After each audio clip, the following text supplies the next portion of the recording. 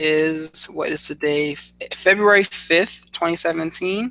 My name is Raphael Garcia, and I am with Schwan Humes for yet another edition of the MMA Ratings Podcast. How you doing there, sir? Good as always, man. On time for on time for once. Actually, yes. This may be your second time. Maybe. Maybe. Yeah, it's a, So what we I have fans actually Go ahead. constantly. They're like, "Dude, you gonna be on time for your own show?"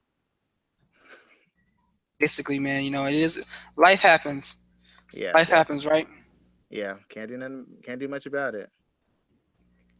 Basically, man, basically. So yeah, we got a couple things to talk about today. So let's see. I want to look back to Bellator 175. Want to look forward to UFC 210, and also want to look at some of the news from this past week. But as always, before we jump into that, I always want to say thank you for everyone who comes out and supports our show, who goes to the website and checks out our pieces. You can always find us at MMARatings.net. Keep up with our content there, and you can definitely check us out each and every week, usually Wednesday or Thursday, whatever day we get around to doing the damn show. But Wednesday or Thursday, check us out on YouTube. Be sure to like and share our content. Down at the bottom, we've been growing steadily, so I appreciate everyone for checking us out. I know Schwan does as well.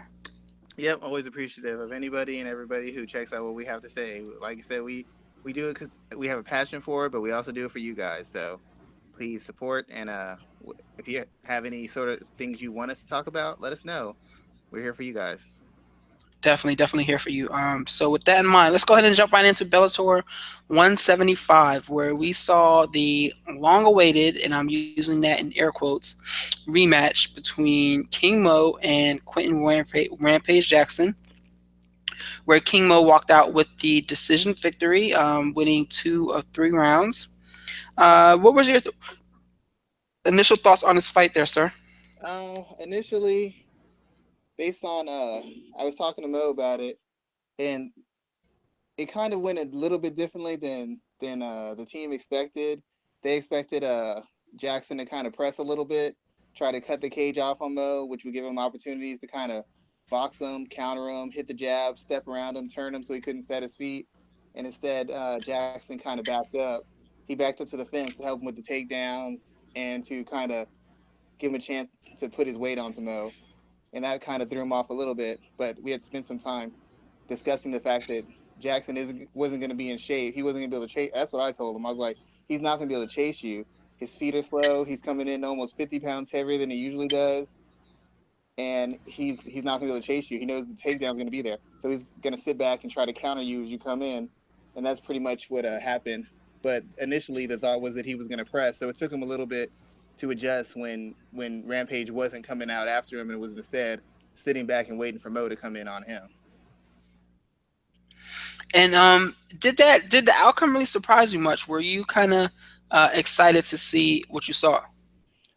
Well, I knew he was gonna win. Like we've been talking about this fight for like about 3 or 4 months, and people don't know. Like I've worked with King Mo a little bit. That's why I'm a little iffy when it comes down to decisions and discussing it, because usually I'm talking to him about what the game plan's gonna be. But I knew he was Hmm. gonna win because Rampage hasn't been very active. Mo's fought like 10 times in the time that Rampage since the last time Rampage has fought. So Rampage wasn't his timing wasn't gonna be sharp. He wasn't gonna be in tip top shape. If he would have came after Mo, like he would have pressed him and tried to kind of get him, try to bait Mo, I think Mo might have knocked him out. Mo might have stopped him. But fighting the way he did, kind of conserving his energy and playing it safe and exploding in spots, I think that allowed him to kind of go the decision. They gave him the opportunities because he got to save his energy, and then he got to make the most of the shots he threw because he was coming off of counters. But that's the only thing that shocked me. If he would have been more aggressive, I think Mo would have stopped him. You think so? Yeah. And what about when did you think that Mo really had him rocked? Or excuse me, Rampage had him rocked in the second round? He hurt him. It wasn't like he wasn't close to getting knocked out. He wasn't just like stunned and all that, but he caught him clean. He admitted that on in the post conference. He admitted that to me. He caught him clean. He knew he was taking some heavy shots and he was gonna have to make an adjustment, but he wasn't anywhere near being stopped. Mo's pretty upfront about that kind of stuff. He thinks if he's close to being stopped, he'll just say it. But he wasn't close to being stopped. He got caught. He kind of lost focus. Was in front of Quinn a little bit longer than we would have liked, and he got countered. And so then it was just a matter of riding it out and letting Quinn like do whatever he needed to do, and just making sure he wasn't on the end of a knockout shot. And then he knew in the third round he was gonna have to come out and take the third round decisively for him to win that fight. I definitely think the third round was very interesting because I thought it was going to go a lot like the second round did. But when Rampage took that bad shot, it was just like, when's the last time Rampage has hit a double leg? That's the first thing I thought. When's the last time he's actually hit a double and finished one in a fight? That caught a lot of people off guard, but that's the reason he did it. Because originally talking about it, Rampage doesn't kick against Mo. Rampage hasn't made a history of kicking a lot or really working the takedown angle. But he came in heavier for a reason, and part of that reason was that if he got his hands on Mo, he'd be able to kind of manhandle him. Like I think he got confidence in that second round when he had that I think it was the outside leg trip and kind of almost threw Mo completely. I think that gave him some confidence, figuring like Mo's not going to be expecting this. So if I do a shot, even if it's a badly timed shot, I'm going to come in like almost 50, 60 pounds heavier than Mo, because Mo probably walked in the ring about 209. So he was almost, 49, 55 pounds heavier than him. So he's probably figuring once I get my hands on him, I can muscle him down. Or worst case scenario, I can back him up, which was really bothering Quinn was the body work. Nobody paid attention to that early on, but a lot of time Mo was faking with the jab high, and he kept sticking them to the body. And a lot of people think that those kind of shots don't hurt you, but when you're not in top condition already, and you're having to move around and work a lot, fighting off clinches and working to get back to your feet, those little shots to the body start wearing you down, and that's a big thing. I know his other coach, Gary Clark, is big on that, but ever since I've known Mo, one of the main things I'm always getting on him is like, you need to work the body. A lot of the shots you throw to the head, guys can get away from, but the body's almost there. In every single fight you throw, the body will always be there, and that helps you get into rhythm instead of those power shots. And in that third round, if you notice, he almost went exclusively to the body. He was like just throwing 3, 4, 5 punch combinations to the body. When he's in the clinch, throwing a series, 2 or 3 series of shots to the body, because he knew Quinton didn't have the cardio, so he had to really turn it up. And Quinton didn't like those body shots. He took the shot trying to get Mo off him because he knew he was being held against the cage and he wasn't getting any offense off, and Mo was chopping him to the body. So then he went to the takedown to catch him off guard and hopefully get Mo down and kind of finish him. But that didn't work out, and that's really when the fight turned around. But Mo still could have lost the fight if he would have just went on cruise control. But he knew that he was going to have to open up. And before the fight, I told Mo to make it easy. I'm like, you should do like, he's a big boxing fan. I told him do the Mayweather, do the Andre Ward, just outclass him, outsplit him, make it easy. But he told me before the fight, he said I'm gonna Iran Barkley him. He goes, I feel like walking him down, and when it comes down to if the fight gets close, I'm gonna walk him down. I'm gonna outfight him if the fight gets close. And the fight got close, and he walked him down. He had Rampage up against the fence, and he was punishing him to the body, and Rampage wasn't liking it either. If you watch the film, Rampage was moving away from it because he didn't like it. He was outworking him in those exchanges too. So it was a little bit tighter than I would have liked, but Mo had something in mind, and he was determined to do it, and that's what he did. So what would you do next with both guys? We have King Mo against Ryan Bader coming up, which I think is a bad fight for Mo. I think it's a bad fight for him, but talk to me about that, because that's kind of like that came out. Obviously, they were working on the plan beforehand. They were looking at this fight beforehand because it was announced right at the event, and they're not really sure what they're going to do with Rampage, because actually Rampage owes the UFC some fights, so there's that's kind of hanging over there. So the question is, what are you going to do with that? But what do you do next with both guys actually at this point in time? Well, with Rampage, you can still keep him. I mean, if the UFC doesn't enforce it, because I don't know that they will. I don't know how much value Rampage has for them right now. But I still think even at heavyweight, him not being in super good shape, he's still got one of the better chins in MMA. He's always been good on the counter. And a lot of those heavyweights, a lot of the ones he beat facing, at least initially, don't have his experience. And even at his weight, he's still a better athlete than a lot of them. And some of the other guys don't have really good chins. I think like right now in the UFC, I think I would pick Rampage over Andre Arlovski right now. I think he could beat him right now. There's a couple other heavyweights. He could compete with Roy Nelson at this stage of Roy Nelson's game. I think he can compete with Roy Nelson. I think he might even beat Roy Nelson because he'd be the faster guy. He's the more athletic guy. He'd be faster. I don't know if he could stop him, but if he could just kind of have a couple good bursts here and there, I think he could beat Roy Nelson at this stage. Roy Nelson, Andre Arlovski, and some of the younger guys. They're a lot of the heavyweights are known for their athleticism. I'm not saying he's beating Francis and Ngannou, but some of the other heavyweights who got a little bit of athleticism but not a lot of seasoning. I mean, if he's hitting somebody like Mo, and Mo's a small light heavyweight. Mo's a small light heavyweight. He could probably fight at middleweight. None of those guys are moving as quickly as Mo are.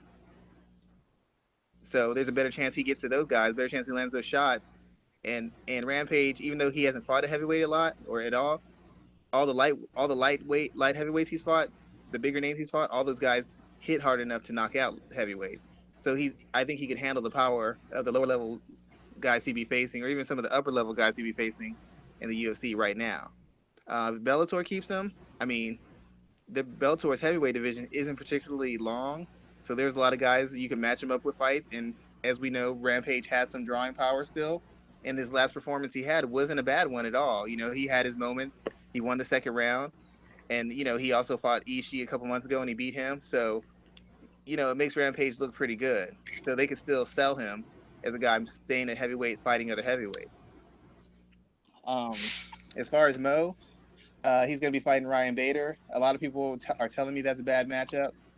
I personally, I can see why they say that, but given the history and the study I've done on Ryan Bader, I don't think it's as bad a matchup as people think. I don't think it is at all. I'd actually favor Mo, and not just because, I mean, if I disagree with him, I would just tell you, because I disagree with him all the time. We argue about that stuff. He says this guy's going to do one thing.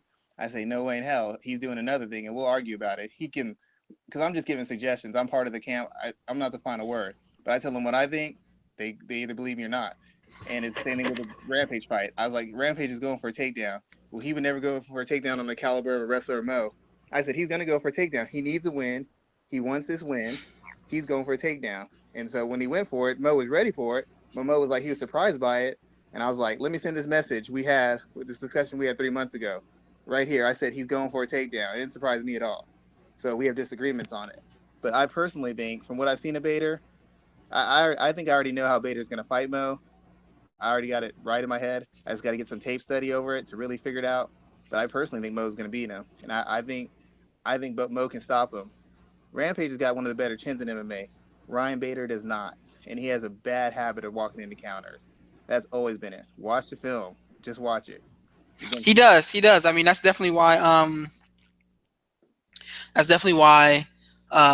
Tito Ortiz stopped him years ago. He walked right into that counter and went to sleep. So there's definitely that aspect of the fight that I think is very worth mentioning, worth paying attention to. I am more interested in seeing Bader because I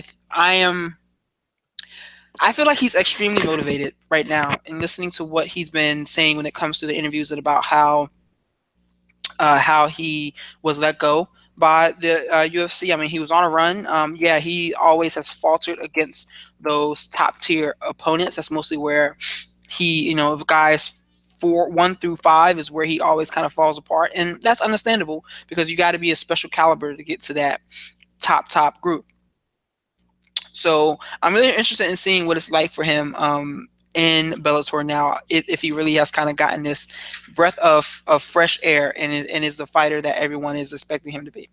Well, the main thing is, I mean, even if he would say in the UFC, he'd still be considered one of the better ones, just because both divisions aren't particularly deep. I mean, they have guys, but for the most part, with his wrestling base and his athleticism, he has a lot of advantages. He has a lot of advantages over many guys. He's already beaten the champion in the UFC, and Liam McGarry, a submission guy, is good, but Bader's fully capable of just wrestling and grappling him to a decision loss in a similar manner to what Phil Davis did. It's just that unlike Davis, Bader actually has like one shot knockout power.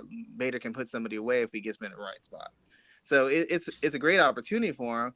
But the fact of the matter is, Bader always seems to falter against a certain caliber of person.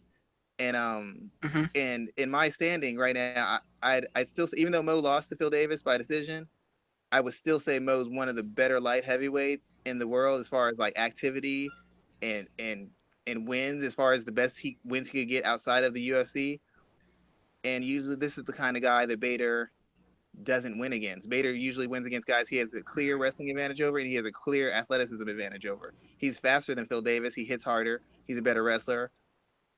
But when he fought the other guys, who had a little bit more athleticism, a little bit more variety to their game, he's lost, and he's lost decisively. Jon Jones, Glover Teixeira.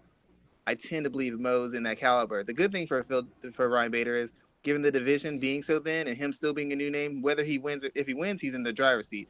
Even if he loses, um, it's like Benson Henderson. Benson Henderson lost, but Benson Henderson was still put right into other situations. And Ryan Bader's a big light heavyweight. He could probably compete at heavyweight as well. And even if he loses light heavyweight, there's still options. The division's not so thick that he couldn't get back to the top with another win or two. So he has a lot of options moving forward. And since he hasn't lost repeated big fights here, he's going to get many opportunities because they paid him, and he's still a name. So he'll get more opportunities. In the UFC, he's lost every big fight he's had. So it's hard to keep him because all he does is keep knocking off the young guys, and you need the young guys to come up so you can start getting those new matchups. So there's a lot of opportunity for Bader at heavyweight or light heavyweight, and I think that's the reason he came over to Bellator. And I'm not saying he doesn't have a chance to beat Mo. I just don't think he does. I definitely am always with you on that, man. It's always going to be a hell of a conversation. So I can't wait for this fight. I think that's right now that's one of the most interesting fights on that fight card, because you also have Douglas Lima and Lorenz Larkin fighting that night, which is something which I can't wait to see that fight. And just to touch back on the light heavyweight thing, I know everybody says, the UFC and Bellator's light heavyweight light heavyweight fighters are with Jon Jones being out of the discussion because he's suspended. They're pretty close on the same level of talent if you really think about it. And Mo versus Bader is probably, other than Cormier versus Johnson, it's no worse than the second best, maybe a stretch third best light heavyweight fight in the world you can make right now. So Bellator has the second best light heavyweight fight, and it's not even involving a title. So you could essentially say non-title fight. It's the best light heavyweight non-title fight you can make in the world. And Bellator wasn't able to say that a week ago, a month ago, or a year ago. And right now they can say our next light heavyweight matchup is better than anything you're going to get from the UFC in that month. Definitely. It's funny on what was the show on the MMA Beat last week? They were talking about how this is probably like the biggest fight of the year so far, because 2017 hasn't had any major big important fights. So this is definitely one to look forward to. Yep, and it's just for the fans, like, I know sometimes I go over the top, so I'll be like, I work with these guys, and I don't do that to brag or like I'm trying to act like I'm better than anybody. I'm just saying, like, when I say certain things, like when I'm talking about Mo, I'm not telling you like what an announcer and analysis who's outside the situation is saying. Like, I'm telling you like conversations me and him and his team had. I can't tell you before the fight, obviously for reasons, but when we're having these conversations reflecting on the fight, I'm not telling you what I think he thought or what I felt he thought from observing it. I'm telling you what we discussed before the fight, right before the fight, and after the fight, and the days after the fight. This isn't like just, oh, I'm speculating. I'm not speculating. I deal with him on a regular basis. And I've dealt with him on probably his last 7, 8 fights. So like when I'm speaking on this stuff, like I'm actually telling you what's actually happening because I'm actually involved in it. So it's not trying to brag. It's not trying to act like I know everything. But in certain instances, I know more than most people because I'm dealing with the people involved in it. And not as an outsider, but actually I'm in the group. Check the interviews. Regularly mentioned Black Jordan Breen, my boy Schwan. He has a team of people. I'm one of those people. So I always like to say that just so people understand if you feel there's a bias, but if you want to know what's going on after the fight, I can tell you because I'm actually involved in that process. So let's go ahead and look forward to some other. Let's cover some other things from this event. We have the fight between Galvão and Emanuel Sanchez, and I also want to look at the Sergei Kharitonov fight as well, because Sergei is someone who I find interesting, because I think that if he did go to the UFC at some point in time, he could make some noise at heavyweight. Like you said earlier, the heavyweight division is kind of wide open. So what do you think of both of these guys? And also, what do you think of both of those performances, one by Sanchez and one by Kharitonov? I'm impressed with Bellator with Sanchez because, as we've known, due to the kind of thinness of the division, Bellator hasn't done a really good job with developing a whole lot of guys, like getting them to a position where they're on the verge of maybe superstardom with winning records without having to take huge punishing losses. Their old tournament style had guys who could have been really great, having these huge wars or punishing knockout losses that kind of set them back a little bit. They've actually slowly moved Sanchez up step by step and allowed him to face different types of styles, different levels of opposition, different styles of fighter, and different levels of experience. And he's been, for the most part, able to win most of those fights and log in a lot of experience in the Bellator cage. And as you get that experience as a prospect, you start rounding out your skills. You start finding out what you can really do, because against a lower level of fighter, you can do whatever you want. But as you start moving up and face different matchups, you learn what you can really do under duress. You learn your game. You learn how to work your cage IQ. Learn how to develop as a professional fighter, and they've done an excellent job with them. Sanchez seems like he can do it all. He can wrestle, he can grapple a bit, he can kickbox. The problem with him is all his fights are workmanlike, and what I mean by that is they're never dynamic finishes. Even in the fight, I mean, you can go to a decision and have a firefight for a decision, but in his fights, they're never just they're not boring. They're not without excitement or a fast pace, but you rarely see any standout technique, like when he hits somebody and he just stuns them so badly, or he throws some kind of combination that makes you stand out of your feet. You never get the idea that his opponents are in real danger. Danger of losing a fight or being outworked, yes. Danger of being finished or seriously harmed, I never get that impression from him. That's going to hurt him moving forward as a potential star, because people like to see dynamic finishes. If McGregor was just winning decisions all the time, let me tell you, he wouldn't be the star he is. There has to be some kind of dynamic aspect to your game that kind of stands out, whether it's defensively, counters, power, dynamic wrestling, something. And Sanchez hasn't shown that. He's consistently outworked guys in these decisions, but none of these decisions have been lopsided, really. All of them have been competitive, and he's never, in my opinion, looked dangerous. He's looked effective, he's looked efficient, he's looked disciplined, he's looked smart, he's looked like he has heart and can set a pace, but he doesn't look dangerous to me. And he doesn't, so far I have not seen enough personality out of him to make up for the fact that his fighting style and his fighting results aren't dangerous. You don't think, and I don't know about you speak on it. Do you, when you see him fight, you consider him a dangerous, like dynamic, exciting fighter? I don't see it. You're talking about Kharitonov, right? No, I'm talking about Sanchez right now. Oh no, no. So Sanchez, I let me think of the way I could put it. I think he is. I'm going to use another. He's like one of those. He's one of those type of athletes. Like if this was a team sport or another sport where he's not the make or break guy that gets you a championship. He's that guy that does the dirty work Like a role player. and like a role player. Yes, I didn't want to use that term, but he's like a role player, a guy who may not be great in one area. He may give you 1-2 big games a year or something like that, but you can't build your franchise around him. I think that's where Sanchez kind of fits in. Yes, he's good, but he has never shown those full scale abilities to be a threat, to be a world champion, especially when you have guys like Eduardo Dantas sitting up there. You got Michael McDonald coming into the organization now, so you definitely have to watch and see where this guy really ends up, because you got to wonder, can he beat a Daniel Strauss? Can he beat a Pat Curran? Can he beat those guys at the top? And right now the answer seems like no.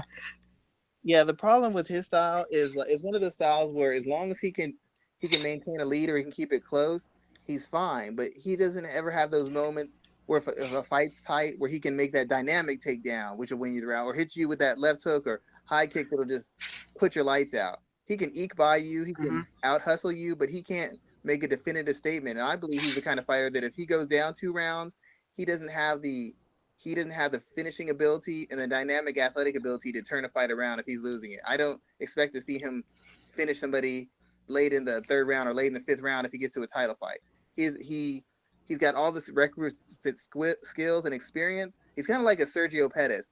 He's got the skills, the experience, the heart, the drive, the pace, but he doesn't have that athleticism to separate himself, which means he's gonna always be in long fights, which means more cage time and more opportunities for his opponent if they do have that skill set to finish him or to put damage on him. And that's my concern with him. So I don't know that he's going to be a future world champion. I know that he might get to a title fight. I don't know that he wins it based off what I've seen from him so far. But outside of that, they've done a masterful job at putting him in position and getting people talking about him. Even if it's talking about how the fact that he never really stands out or puts a stamp on a fight, they're still talking about him, and people are still familiar with him. Definitely there. Let me see. So You still want to talk about Kharitonov I or sure do. Go ahead.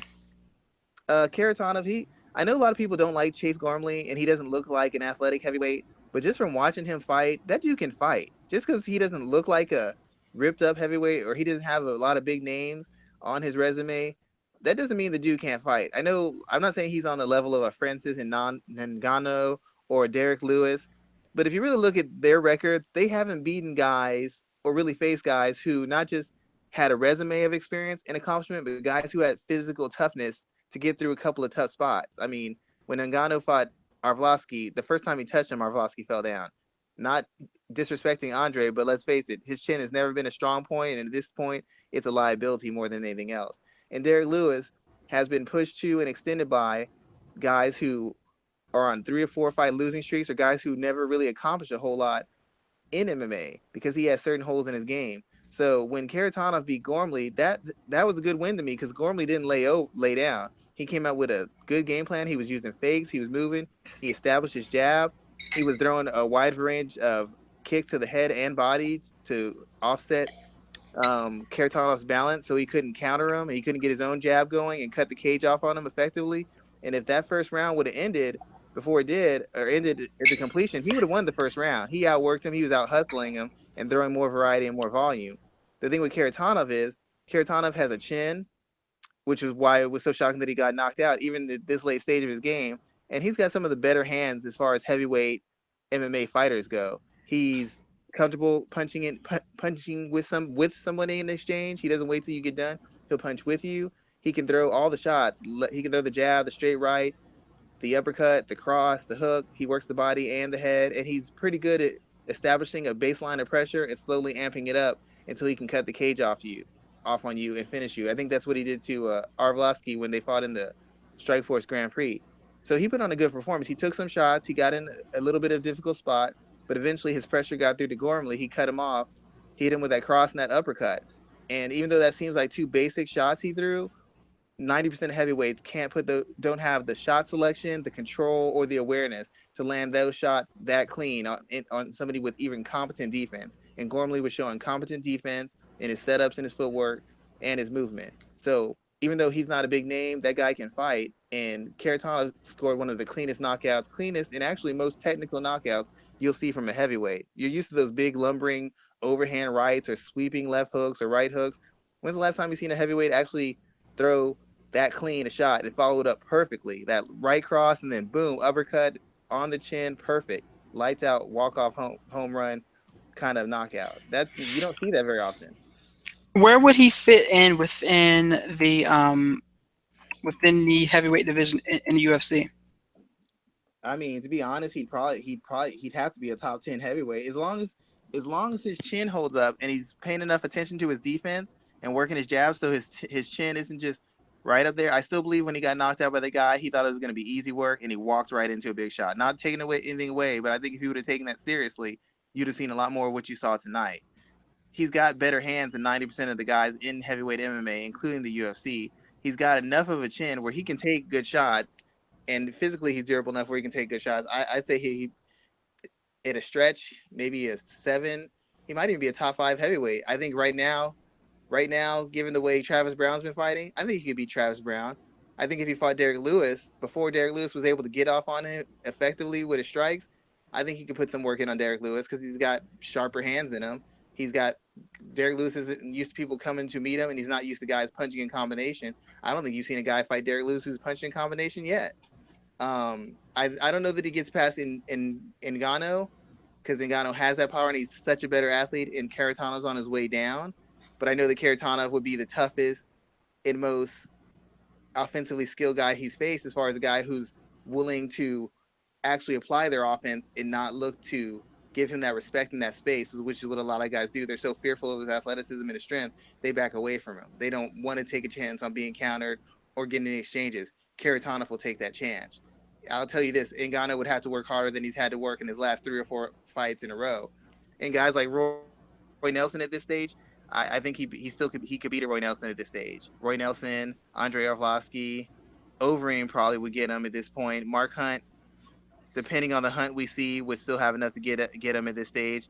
But all these other heavyweights they have, I can't remember their names. No disrespect for them, but they haven't done enough to have their names be highlighted in my mind. I think he'd win. I think he'd be a top 10 at the worst, maybe a top 7 heavyweight. I'm not mad at you for that there too, man. I've long made it clear that I am not the biggest fan of heavyweight MMA, regardless of the organization. I think it is what it is, and people can say what they want. It's just not that exciting for me. So I could definitely see where he could strive, or he could survive within Well, those groups. the heavyweights don't do themselves any favor. You have Chet Congo, who's been in MMA for how long, and he's still winning. I mean, he's still winning, and he's winning. He's not winning dynamically, but he's dominating fights. You have Roy Nelson, who by most other weight classes standards shouldn't even be anywhere near the close top 10, and he pushed the two of the top fighters in the top 5. He pushed them to their limit. Derek Lewis barely got by Roy Nelson. You know, Derek Hmm. barely got by Travis Brown. So the thing about it is, much like the light heavyweight division, because these guys, the talent level is so low and the guys have so little experience. If you have talent and you have experience, you can just basically outclass these guys. These young guys come out really hard and really aggressive, but once it gets past a round and a half, that veteran experience starts setting in, and then you start seeing these guys get walked down. You see it at light heavyweight, you see it at heavyweight, and it's just amazing that guys at this level, at this age, on the decline, are still winning so clearly and so dominantly. At this point, guys like Kharitonov should be resume builders. Guys like Chet Congo should be resume builders, like Andre Arlovsky is. But no offense to him, but it's a fact. But they're still able to win because the division is so thin. And the fact of the matter is, a lot of those light heavyweights could, like Vader, Jon Jones, they could fight a heavyweight, and they'd have an advantage because they have a skill advantage and they'd have an athleticism advantage. They just don't want to take the risk of the punishment that comes with fighting a heavyweight. But to be fair and honest, a lot of the people who should be heavyweights are fighting a light heavyweight, trying to take advantage of that size advantage. And that's definitely a true observation there as well. Let's continue looking forward, and let's shift gears now, and let's talk about UFC 210 set for this Saturday, and it features a main event in the heavyweight division that you just mentioned, with Anthony Johnson and Daniel Cormier. I read something earlier today. I hope I read it wrong, but it mentioned that Johnson may be the favorite coming into this fight. Break down this fight for me, man. From a fan standpoint, it doesn't necessarily excite me. It doesn't. If I wasn't working in the industry, I wouldn't stop and watch this fight. There are other fights on this card that are more interesting to me, and we'll get into that. But I'm looking at this fight here, and it doesn't jump off the page to me. Does it have value at 205? Yeah, it does, because the champion needs to defend his belt. Jon Jones is there, and yes, I could see Johnson being the number one contender again. But knowing how Johnson fights and how the last bout went, do you think that this is something that should get fans excited? And is this a strong enough title fight to headline a pay-per-view? Well, as far as name value and fan bases, it's not enough of a fight to headline. I mean, Cormier is one of the bigger names on the card, but all that tells me is the card isn't really strong on big names. He's not a guy who sells. He never has been. Only time he's did numbers is after that huge buildup with Jon Jones, which took a brawl outside of the fight. Every possible clip of them trash talking and threatening each other's lives to get the numbers they have. He's not. People don't really like Daniel Cormier. No offense to him. Like, go ahead. And I'm gonna jump in there because actually it's funny. I wrote a piece about that literally like 2 hours ago. So that fight with Jon Jones did 800,000 buys. The other two pay-per-views that he's headlined did 375, and that was against Alexander Gustafsson, and then he did the one against Anthony Johnson, the first one, and that did 250,000 buys. So you're totally right there. He's not a fan favorite, so much so that even Dana White is like, I'm totally confused as why people don't like this guy. I mean, he's represented the United States twice in the Olympics in 2004 and 2008. Even though in 2008 he didn't get to compete, but I mean, he's been there. This guy's I hate to use the term well spoken, but he's a personality that's kind of translated to Fox broadcast, so he has that in his back pocket as well. He hasn't done anything wrong. He doesn't do anything wrong, and still fans are just like, whenever it comes to this guy I, stepping into the I will, cage. I will. We've had this discussion about Cormier ever since, almost since we first started the show. And it's like he hasn't done anything wrong outside the cage, but he did one wrong thing in the cage. He lost to Jon Jones. And first of all, Daniel Cormier was never. I'm actually going to do an article on this little, but I'm going to let y'all in behind the curtains. If you're an A side type fighter, you can't create an A side fighter. You can't create that buzz and interest. All you can do is give a fighter a platform and opportunities to sell themselves, to sell their stories, and connect with the fans. If you beat an A side guy or you beat the best guy, you might get his title, you might get a win over him. That does not mean you get his fan base. That does not mean you get all his credit and his power. It's not the Highlander. You don't chop his head off and absorb all his power. That doesn't happen. And the worst part is Cormier didn't beat the man. Him and Johnson are fighting to be second place. And I know that's unfair because Jones took himself out of the equation. But think about it. How exciting can people be for him to fight Johnson? You know, Johnson and Jones was an exciting fight because you want to know how Jones responds if to a guy with that kind of power and that kind of athleticism. But now Cormier beat him, so some of the luster's been taken off that. He fought Alexander Gustafsson. Gustafsson had a tough fight by Jones, but Jones beat him, and Cormier beat him, but Cormier beat him in a little bit less of an exciting and dynamic fashion. He just did. It didn't have the drama, it didn't have the excitement. And once again, he's fighting a guy who Jones had already beaten. And Jones has already beaten Cormier, and he out wrestled him while he did it. So a lot of Cormier's cachet is taken away because it just seems like the only reason you're in the position you're in is because Jon Jones is the screw up and can't seem to function like a normal adult. Telephone poles, women, drugs, and PEDs seem to be his weakness. No fighter in the cage can beat him, but his own bad decision making and lack of maturity constantly stops him in the first round. But that's part of the selling point. It's hard to get hyped about something when you know you're not seeing the very best. And when Cormier had his shot to beat the very best, if he beats Jones, a lot of this goes away. He's still not popular, but he's clearly the man. But he didn't get the job done, and that's a shadow that's hanging over him and over Johnson. And the fact that Johnson's already been beaten by Cormier makes him even a little bit less appealing because, you know, Cormier never beat Jones, but he beat Johnson before. He held his own on the feet. Later on in the fight, he out wrestled him, then he submitted him. So it takes some of the luster away because you have a guy who's not popular, a guy though he's a champion, is one of the best, isn't even the best at his weight class, hasn't proven to be the best at the weight class, fighting a guy he's already beaten in a decisive manner. So it takes away some of the luster of the fight. You know, you have two guys who aren't big names, who've been involved in. Cormier has been involved in controversy, but Anthony Johnson's been involved in a lot of controversy. So they're not exactly the kind of guys who generate interest in fans. They just really don't. It's not that they're bad fighters, not that they're not world class. They don't have the personalities, they don't have the histories, and they don't have the fight records to say, I need to go all in. I have to see these fights. Because in the case of Johnson, he's crumbled every time he's been pushed.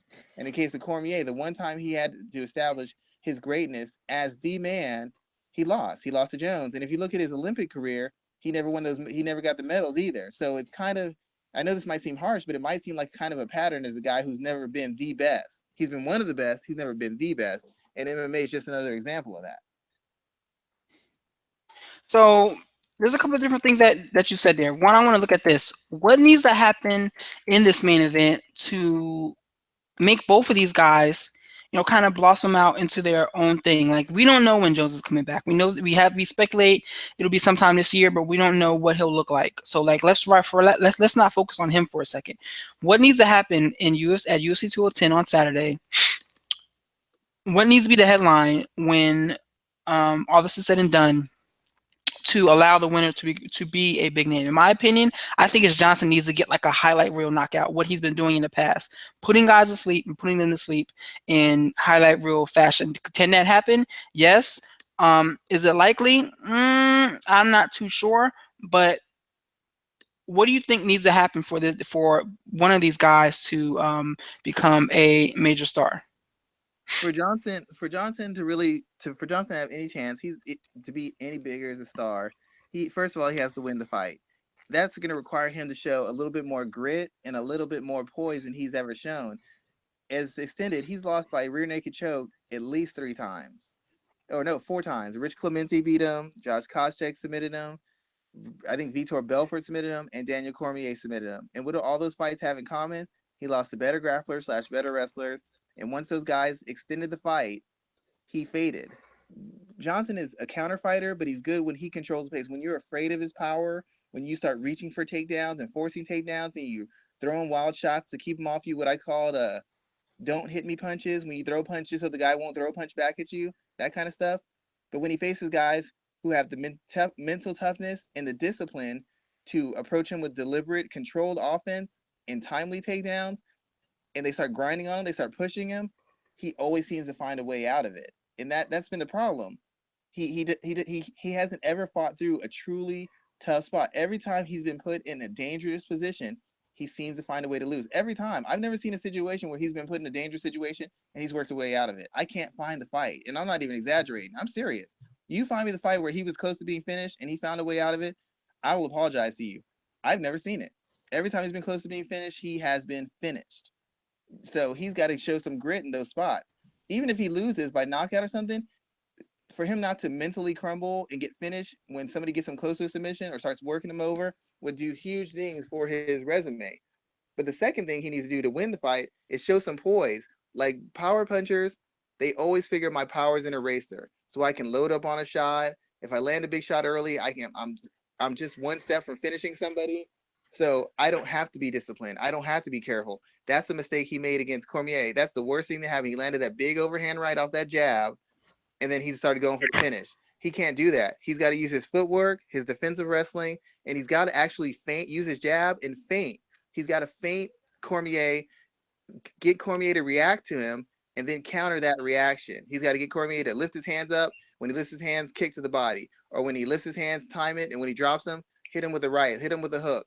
Get him, fake him, so that he shoots for the takedown, and you can sprawl him out.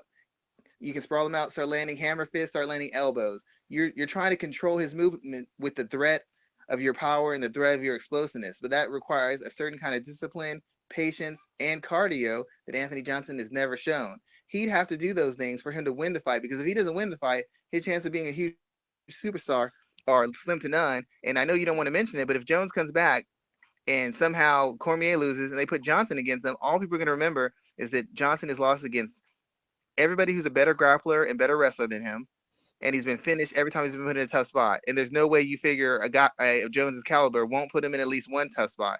And we know that every time he's in a tough spot, he crumbles. So he has to show poise with deliberately controlled aggression in his counter striking, and he has to be willing to get out of tough spots. When Cormier pushes him, he has to be able to push back.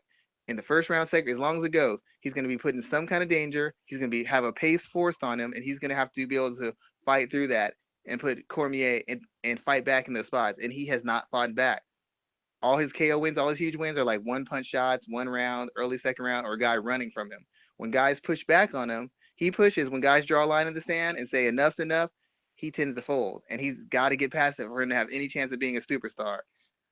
Cormier, I don't know what he can do to be a superstar. Beat Jones, maybe. If he knocks out Anthony Johnson on the feet, like they get in exchanges and he beats him striking, that might help, because that'd be something we haven't seen. We haven't seen Johnson get outclassed on the feet. We haven't seen someone outwork him, beat him up, rough him up with strikes on the feet. We've seen him get submitted. Everybody who's worth a damn does that to him. We've seen him get out wrestled. Everybody who's worth a damn does that to him.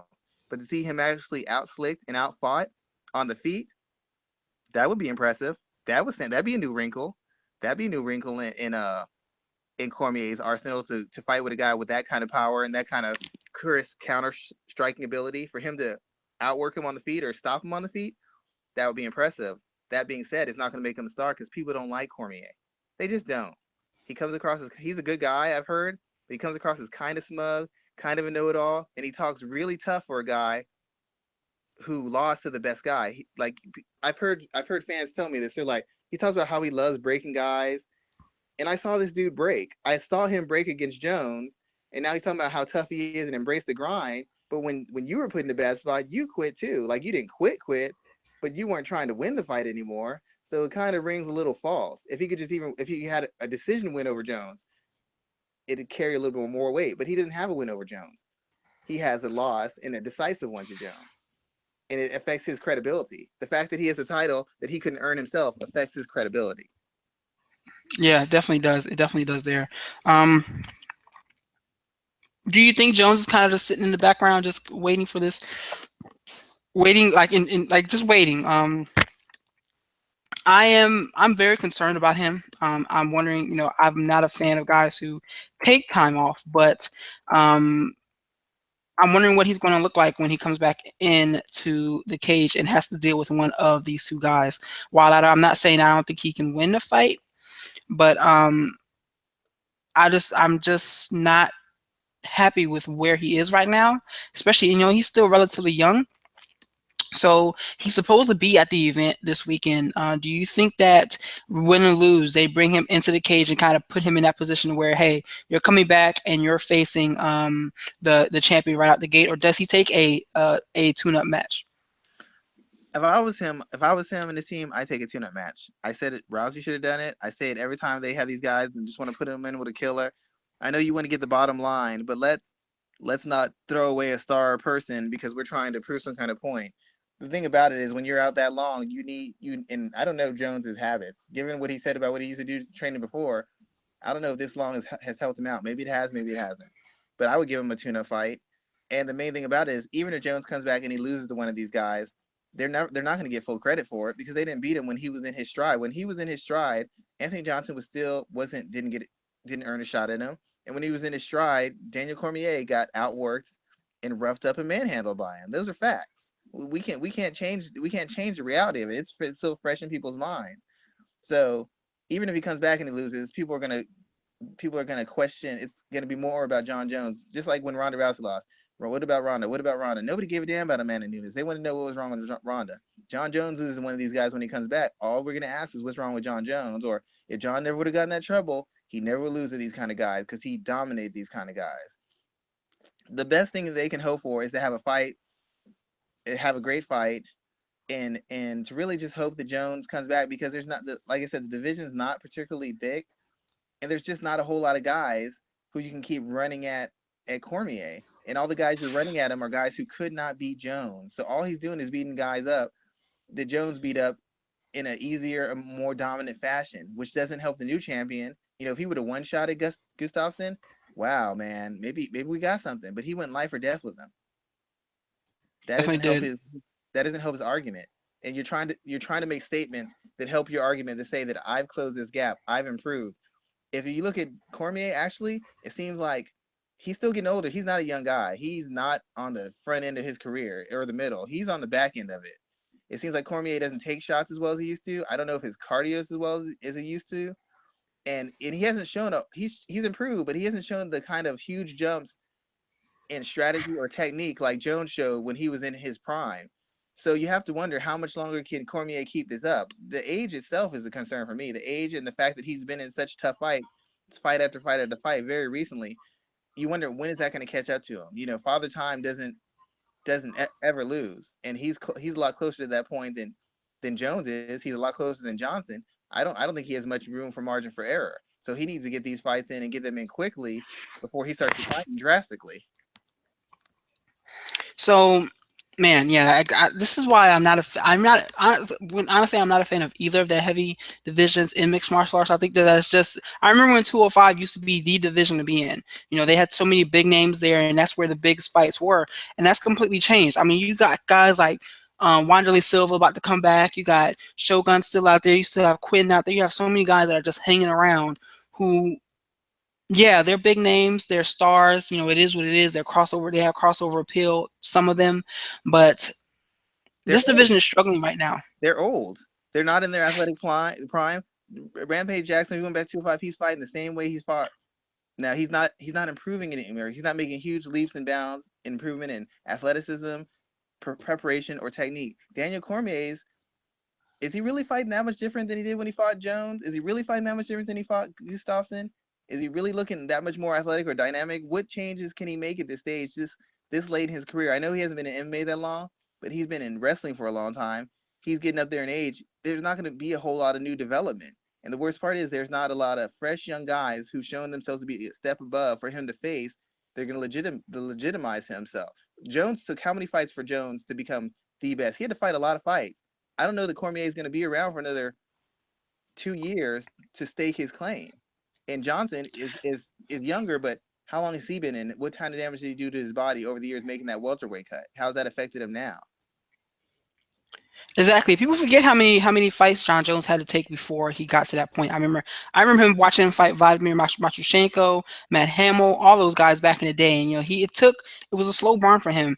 We're not in that same space now. Now it's kind of like everyone expects to be a star the next day, but we're in a different space. And right now the UFC is struggling to find someone who can be that star. Which brings me to the next person I want to talk about on this card, someone who I believe the UFC was ready to hitch their wagon to because they thought he was going to be a big star, but it just has not worked out that way. And that is one Chris Weidman. He's coming off of 2 losses, 2 knockouts, 2 stoppages, one by Luke Rockhold and one by Yoel Romero, who completely destroyed his face. But even worse than that, he's coming off of injury upon injury upon injury. So when you look at this fight against the very dangerous Gegard Mousasi, Weidman's saying a lot of the right things. He's focused on himself for this training camp. He got back to being selfish. He didn't go travel with Gian Villante when he fought in Brazil. He didn't go travel with guys in Las Vegas when other teammates fought. He's been focusing on just himself. But is that going to be enough to get the win over the Dreamcatcher on Saturday? And if so, how does he do it? I'm not really a big fan of when fighters say that. I know the focus and the blah, blah, blah, and you make the time for yourself. I get all that, but a lot of times when fighters talk about their injuries and this happened and all the trouble in my home, they always mention that stuff, but they never mention the actual things that got them in trouble in the fight. He'll be like, well, I wasn't focused. How about this? Your defense has always been terrible, and you finally faced a guy who's athletic enough and skilled enough to take advantage of your awful defense. And in the case of Chris Weidman, and I did a piece on this on MMA Ratings, Chris Weidman has never beaten great fighters. He's never been beaten great athletes or great dynamic offensive talents. You can look at the names, but they did what they do in boxing. They have you face faded guys with names who still have some talent, so you can say, well, I've beaten this caliber guy, I faced this caliber guy. He beat up a bunch of old guys on his way to the top, a bunch of old guys and second-tier guys. Tom Lawler, he's got heart, he's fight, he gives fans their money worth. Tom Lawler is not an elite fighter. Damian Maia fights at welterweight now, and he was up in age back then. He fought Damian Maia. He fought Anderson Silva, who was on the back 9 of his career then. He fought a non-TRT Vitor Belfort. He fought Lyoto Machida when Lyoto Machida was dropping weight classes because he could no longer compete at a bigger weight class because his speed and his punch resistance was starting to fade. And even in that fight, it was a struggle. Even against Anderson Silva, everybody talks about how he dominated. He didn't just walk through Anderson Silva. Let's not make that up. He might have beaten him up, he might have roughed him up, but he wasn't just doing whatever the hell he wanted to him. He wasn't taking him down left and right and just controlling him and keeping him where he wanted. He wasn't. In the first fight, Anderson started trying to bait him. He paid for it. But it wasn't like Anderson had no success. It wasn't like Anderson couldn't get anything going. It wasn't like he one-shotted Anderson. That didn't happen. Against Machida, he built a lead. And then just as likely, when Machida didn't fold, he got tired, he got out-quicked, he got knocked around the cage, and he got put on his heels. That happened. Even Belfort, in the first minute of that fight, Belfort hurt him and had him up against the cage and was teeing off on him. People like to forget these facts because they're Chris Weidman fans. Oh, he destroyed him. You didn't see the same fight I saw. He was in trouble in all those fights. And Chris Weidman has made a history of beating up faded, older guys who aren't what they used to be. And he's looked poised, and he's looked controlled, and he's looked disciplined. But it's easy to do that when you have every physical advantage. It's like you're a grappler. Imagine you grappling a guy who's not just weaker and who might be comparable in skill, but they're old, they're slow, they're not athletic anymore, and they can't go for a long period of time. They might have a few moments, but eventually you're going to walk them down and outwork them and finish them because they don't have what it takes to compete past a certain point. They just don't have it anymore. That's what he did to those guys. But when he fought Rockhold and he fought Romero, then you started seeing the chinks in the armor, the ones I've been calling for months. Remember, we talked about who's overrated, underrated. I said him and Rockhold were overrated. And the fact of the matter, when he fought Rockhold, The same Chris Weidman who used the control poise and the layered striking, and he hit the unhittable Lyoto Machida. That Rockhold, when he couldn't dictate pace and range with his size and his length, what happened? He threw a ridiculous spinning back kick and got taken down and beaten within an inch of his life for a quarter of a round for it. And then he got sent back out and got taken down and got beat up for another quarter of a round as a result of it. When he fought Yoel Romero, yeah, he was imposing his will. Yeah, he was outworking him. But remember this, everybody outworks Yoel Romero because he picks spots to fight in. Derek Brunson outworked him. Tim Kennedy was outworking him. He just hits you with these big spots of offense. And depending on how good you are defensively, you either get away from him and minimize him, or you get hit by him and he starts taking over. He outworked him, but Romero was very smart. Romero was timing him, figuring out his timing, figuring out his pattern. As soon as he did, one shot, fight over. And that doesn't happen against the caliber guys he'd been beating. But once he started facing better athletes that gave him less room for margin, you start seeing the holes in his game. He can't fight going backwards. He's not a very creative striker. He's kind of limited. He's smart. He's disciplined. He's aware, but he's not very layered in his striking. He's very meat and potatoes. He's effective with it. He's very meat and potatoes. He doesn't have fast feet. His defense is predicated on him pressuring you and his length and his physicality and his wrestling scaring you from opening up because you're afraid he's going to get his hands on you. Rockhold wasn't afraid for him to get his hands on him. Romero wasn't afraid for Chris Weidman to get his hands on him. And against those guys, he didn't look like the world beater. He didn't look like an all-time great. He looked like a very good fighter facing better ones. And that's the thing that nobody wants to talk about. He's not a top-end athlete. As good as he is, his striking isn't top-end. It's supported by his grappling, his physicality, and his wrestling. You take those things away, he gets hit a lot more than you're used to seeing him get hit. He misses a lot more than you're used to him missing. He's not able to put combinations together as well as you're used to seeing him. And against the better athletes, that always happens. Once again, he's facing a guy who's a comparable athlete, if not a superior one, but a guy who's got legitimate skills in every single area of MMA, which Romero and Rockhold do not have. So that's why this is such a tough matchup for him, because once again, he won't just have a huge size advantage and a reach advantage and a strength advantage and a youth advantage. And every time he's fought guys who he didn't have those advantages over, he has lost. Every time he's fought those guys. Well, except for Uriah Hall, but Uriah Hall's a head case. He's so hit or miss, you can't depend on anything. But when he's generally fought guys who were young and guys who have athletic ability, he's looked human and he's looked vulnerable and he's been finished both times. That's not a good sign for this fight. Definitely, and yeah, I'm very concerned. I think he's gonna lose this fight, because I think he's dealing with someone who can stop his takedowns long enough to put together combinations to really hurt him. And Gegard Mousasi. Go ahead. In the open cage, he can, because Mousasi's footwork and his length will allow him to get that jab, those low kicks, the body kicks, the front kicks to keep him off him. He can feint. Mousasi's not as physical as Weidman. If Weidman gets his hands on him, he might be able to grind him and work him down. But in the open cage, Weidman's too slow. Weidman, for as good an athlete as he's supposed to be, he is slow on his feet. Who is Weidman? Watch that fight again with Rockhold. Not just his punches. Watch how he moves around the cage. Watch how Rockhold moves. Watch how Romero moves. That spinning kick is all you got to point to. It was awful. The spinning kick that he threw that set everything up was just like, I could have thrown that spinning kick, and I've never thrown a spinning kick in my life. Seriously, I could have thrown it at least 6 times in the amount of time it took him to get all the way around. But I mean, that's neither. It's a good point. That's an example of that athleticism. Had he been a better athlete, he might have had it. Even with wild shots, when you're a really good athlete, you have dynamic athleticism, you have a chance of landing that. But when you're that slow and your feet take that long to get in position, and you're against a guy who doesn't fear your wrestling and is a better athlete, what happens? We saw what happens. And he's a guy with world championship experience who beat the best fighter of all time. How do you make that kind of strategical mistake in a fight? How do you make that mistake with his capability and his experience? How do you make that mistake? Definitely true. So I didn't mean to cut you off. I do apologize. No. You're totally fine. You're totally fine with that. Go ahead. The problem with Mousasi's only problem is Weidman is very physical. You have to be very physical to lock up with Romero and even Rockhold to a degree, because Rockhold could fight a light heavyweight or heavyweight. He's a big dude. And Mousasi's not terribly physical, but Mousasi has such an advantage level on the feet. I mean, it's not even close. The level of skill. I mean, Mousasi's handled K1 strikers in K1. He's got legitimate stand-up chops. Weidman's just not that good standing up. He's very effective. He's very smart. Is he very dynamic or layered or technical? His defense isn't great. He can't fight off the back foot. And everything he does is pretty much fundamental basic stuff. He just uses his physicality and his ability to apply pressure to do that. But he hasn't responded well when guys put pressure on him. He hasn't responded well when guys have put combinations on him. He hasn't responded well when guys have put variety on him. He just hasn't done it. When you attack him one way, he can key it in and take you down. When you start showing that variety or switch things up a little bit or really start putting pressure on him, every time he's gotten backed up by Vitor, backed up by Lyoto, backed up by Rockhold, backed up by Romero. Every time it's happened, and he's never been effective worth a damn backing up. He just can't do it.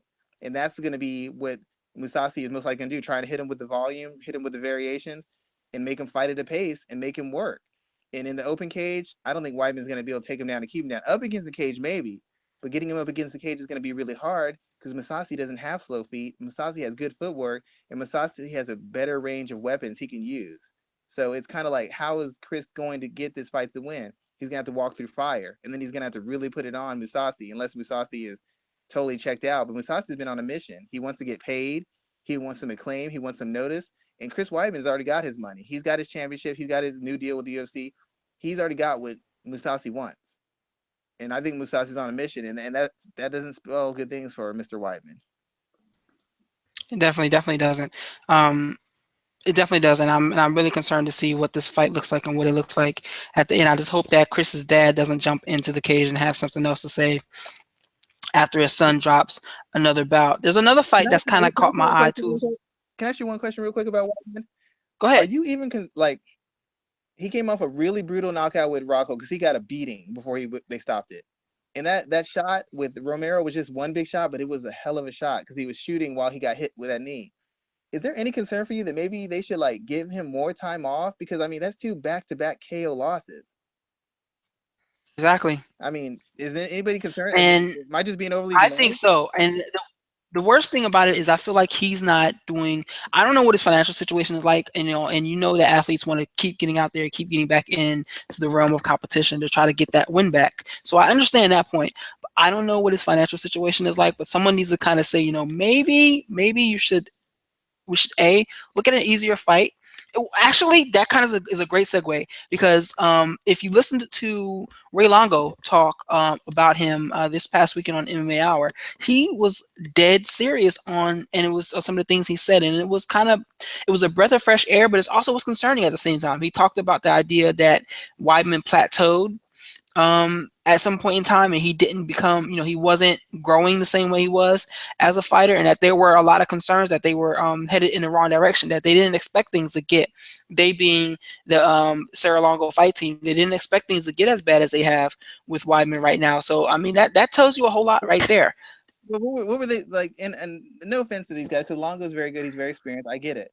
But if he's plateaued, and he's facing these caliber guys who are finishers, what did they expect to happen? Good question.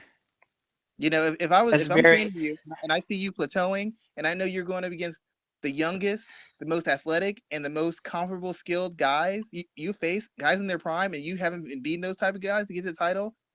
How do I not say, hey, you got to take some more time? We got to get really ready. You need to be locked in because these guys aren't just skilled. They're not just athletic. They're finishers. If you come in and you give them the room that you gave Belfort or you gave Machida, you're gonna get finished. That spinning kick might not have cost him against Belfort. It might not have cost him against Silva or Machida. That's a death sentence. That's a death sentence against Rockhold. That was death sentence against Rockhold. And then he took that beating and you put him right back in. And if he wasn't focused, how do you put him in with another guy who was known for coming and icing guys with great chins with one shot? Brunson has a great chin. What happened to him? Tim Kennedy has a great chin. What happened to him? Machida, he almost killed that dude. He beat him worse than Weidman. He beat him worse than Weidman did. He almost killed Machida in that ring. How do you put him in there if you know he's not super focused and not super on point? You're shortening his career, and I know he wants to jump right back to the line. Remember when Anthony Pettis wanted to jump right back to the line and kept racking up losses and punishment because he kept trying to jump right back to the front instead of working his way back up, trying to take that shortcut by beating that big name. It hasn't worked out, and I'm never a big fan of that, especially if you're saying a guy is plateauing and not focused. I don't know that you can let him take those fights. I totally agree with you on that. And like we have this fight right now that may not be the best move for him in his career. Like this is a big what's the word I'm looking for? Uh, a big example of why what's the word I'm looking for? I just drew a blank. Why tune-up fights? Excuse me. Why tune-up fights are so important because you lose 3 fights in a row, we may not like you don't ever know what the UFC may do now. They're cutting guys left and right, not re-signing guys left and right. You lose 3 fights in a row, your entire career suffers from that. And the way the middleweight division is stacked right now, I mean, there are some killers there. There's guys surging right and left. Every time you turn around, you got Robert Whitaker coming up. You got Derek Brunson, who may have lost that fight to Anderson Silva, but he's still. I mean, you got so many guys that are looking good at middleweight right now that if Weidman drops another fight, you don't know where he's going to go. And it's not just that; it's how you lose a fight. It's one thing if you kind of get out hustled and out wrestled and kind of chipped up a little bit, but what if he wins Mousasi, but he gets really punished? He's already taken a lot of abuse. He's taken more abuse in the last 2 fights than he's taken in his first 5 or 6 in the UFC and probably in his career. And what worse? What if Mousasi ices him? That's not just 3 losses, 3 stoppage, and most likely brutal stoppage losses in a row. How do you rebuild that? And if he's still gonna think I'm a world championship guy, just made a mistake. You can't push him with a big name anymore. He's clearly not at that level.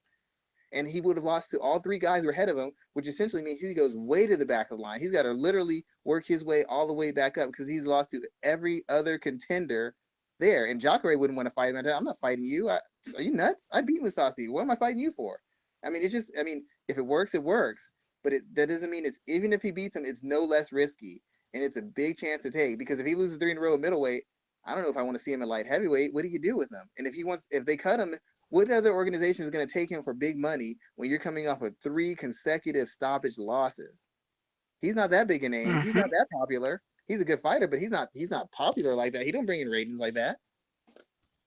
He definitely doesn't, man. He definitely doesn't. And it's going to be something that is going to be crazy to see if he loses this and this be his third loss in a row. One thing I want to talk about Mousasi a little bit too, because we really didn't dive too deeply into him. What do you attribute to his turnaround?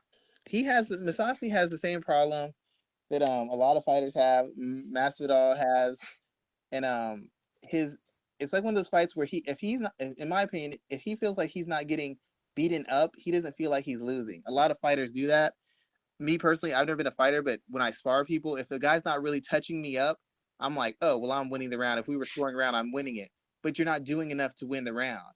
With Mousasi, the sense of urgency is there. Like how Masvidal used to give away rounds and kind of just sleepwalk. Mousasi still has that face like he's sleepwalking, but he's fighting with urgency now. He's going to prove a point. He's throwing with volume. He's regularly throwing combinations. He's throwing with mean intentions, and he's trying to finish. He's making it a point to try and finish. He's not just out techniquing and outclassing guys anymore. He's going in there to beat them up and to put a stamp on the fight because he's trying to get paid.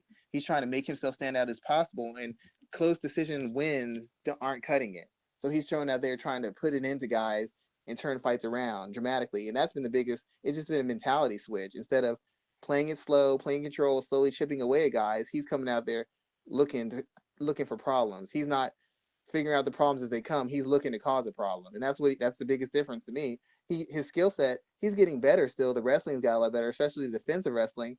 But what's actually changed is that mindset. Mousasi is one of the best all-round, most comprehensively skilled fighters in MMA, and he's one of the top 3 most experienced. He's like Jorge Masvidal, except a light heavyweight. So there's nothing he hasn't seen. There's nothing he can't really do in the cage. It's just a matter, is he going to go out there and take the win, or is he going to go out there, do his business, and see what happens, is what he usually does. He's no longer doing it. He's not taking any chances. And that makes him easier to finish because he's going to give you those opportunities, but it makes it very dangerous for you because if he gets you hurt, he's going to close the show. And he's one, like I said, he's beating bigger guys, he's beating stronger guys, he's beating better wrestler. He's beating almost every kind of type of guy you have. So he's prepared for anything you have.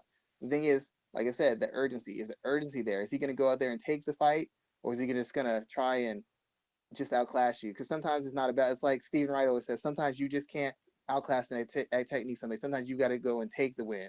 Misha Tate took the win from Holly Holm. Some people just glide by and, oh, I did enough. I did enough. Stephen Thompson thought he did enough. Tyrone Woodley thought he did enough. Misha Tate said, I haven't done enough. I need to go and punctuate this win. I need to go take this win. That's what Mousasi's doing now. He's taking wins. Jorge Masvidal against Cerrone, the normal one, would have won the first round, backed off, went 3 rounds, and complained about the decision. He said, I'm not leaving any chances this time. If I get him hurt, I'm finishing him. If I don't finish him in this round, I'm coming out trying to finish him the next one. And that's a big difference to make. And that's different. That's what's happening. Technically wise, he's always been better than 90% of the fighters you'll face. It's just he's never had the urgency. He's never had the push, and now he does. I think that's one of my fights to watch right now, and I'm kind of most excited to see what the outcome is of that bout itself. I'm also looking forward to seeing a lightweight fight between Will Brooks and Charles Oliveira. I wrote about this for the site this week because I think it's important to point out that neither Brooks nor Oliveira are ranked right now. But this is a fight with two guys who I could see definitely be ranked within the top 15. And they can make noise within that whole division there. I mean, obviously you have Brooks, who's a former champion. You have Oliveira, who seems to be made of highlight reel submissions. So talk to me about this fight here, man. I'm interested in seeing who you think is going to pull out the win, because in one hand you got Brooks, who's like the converted wrestler who definitely likes to grapple. He's going to be against a guy who can submit him from nearly every angle. How do you see this fight playing out? Oliveira is a really good fighter. He's dynamic with his submissions. He's, to a degree, he's dynamic on the feet too, because he'll go out there and he'll push your pace. He'll try to pressure you. He'll try to put some heat on you. The problem is his defense is terrible. His striking isn't super clean. It's not very diverse. He's not feinting. He's not working the jab and setting up all his combinations on there. He's not going to the head and body or body and head to set up his shots and find a rhythm.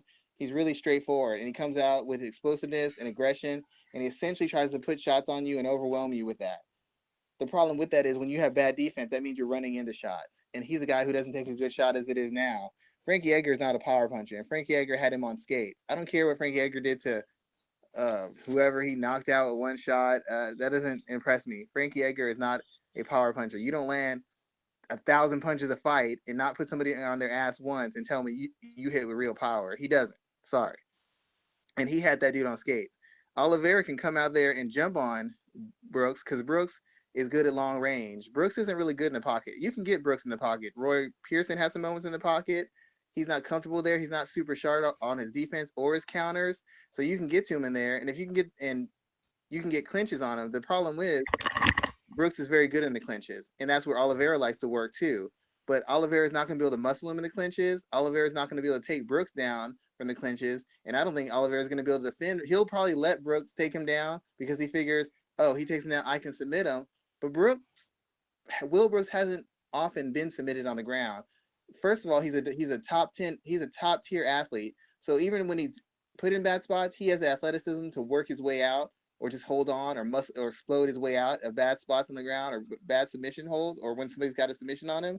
And secondly, he's a very disciplined and measured guy on the ground. He's used to fighting 5-round fights, so he doesn't just go all out trying to win these quick rounds. He's used to having to be patient and deliberate and slowly break a guy down. So he doesn't give you the openings. He doesn't force these wild scrambles these other guys do. He gets control. He gets his position. He does his damage. If you start getting out, he finds ways to reassert control or to get away from the situation so he isn't caught. That's a bad sign for Oliveira, because a lot of Oliveira submissions are based on guys trying to explode out of things to create scrambles or to try to land big offense on the ground. And they give him the openings. Because everybody knows Oliveira can't take really good shots. He can't take a lot of punishment. He just really can't. And Will Brooks, while not a world-class striker, he's still big, strong, athletic. He still generates a lot of power. So when he starts putting hands on him, Oliveira's not going to take it. Oliveira doesn't just not take shots very well. He doesn't react to shots very well. So he can't hide when he's hurt. And much like Anthony Johnson, if you put him in a bad spot, he'll look for a way out. I'm not saying he can't fight. I'm not saying he doesn't have any heart. But the fact of the matter is, watch the fights. You start putting shots on him, he starts looking away. He starts ducking away. He starts giving up submissions because he doesn't want it like that anymore. And that's just a fact of who he is as a fighter. So when Brooks starts putting that punishment on him, he's going to fold because defensively on the ground against strikes, he's not great. On the feet, he's not great against defending strikes. A lot of his success is his volume, his intensity with his own offense, and the fear of him getting you down and grappling you and submitting you. That's the fear. Will Brooks doesn't fear him in any of those spots. In the one spot he's good at, he might be able to get Brooks in the pocket. He's just as likely to get hit in the pocket as Brooks is, except Brooks takes a better shot and gives a better shot than he does in the pocket. So he can't. I don't know that he really wins in the pocket. He's not going to win at long range. Brooks is, I think, a better kicker, and I think Brooks moves in and out of range a little bit better. And to be honest, I don't think Brooks is going to have to look for him because I think Oliveira's going to come pressure him. So Brooks can just stay on the outside and chop him up with kicks and punches and knees and whatever else he needs to do. I really think it's Brooks' fight to lose. They've actually done a pretty good job of putting Brooks in position for fights where he can win and look good in. This is another fight built for him to win and look good in, and I expect him to do so. Oliveira just doesn't have the durability, and I don't know that he has the mental toughness anymore to work out of bad spots when he's put into it. Recently, he's just been folding left and right every time he's been put in a bad spot. You just see his body language saying that he doesn't want it anymore. And I think Brooks is going to put him in those spots very early. Brooks can't afford to lose this fight because he's trying to he's trying to get ranked. But I don't see how he loses it. And to be honest, the future for Brooks looks good. He's young. He hasn't been in MMA very long. He's still learning his style. He's still learning his skills. He's still refining his IQ and his seasoning. And he's already been a champion of an organization. He's still on his way up. He's got another 3, 4, 5 years of moving up physically and up technically and up in regards to seasoning. Oliveira has been fighting he's not young, he's not old, but he's been fighting for a long time. He's like Stefan Struve. He's been fighting for a really long time. He's been fighting at real high level of guys, and he's been getting finished in the most dynamic fashions by the top end guys. That catches up to you after a while. Your body doesn't recover from it, your athleticism suffers, and your ability to fight through punishment and to absorb punishment suffers. And I think all those things have been highlighted in the last few years of him fighting. He's put up good fights, but every time he's had to take real punishment and fight through, he's never been able to do it. Never. I mean, I'm with you on that. I always think back to that fight against was it Cub Swanson, where he took a bad shot and it didn't look like that bad of a shot, but he took a shot and crumbled, and it was almost like it was like a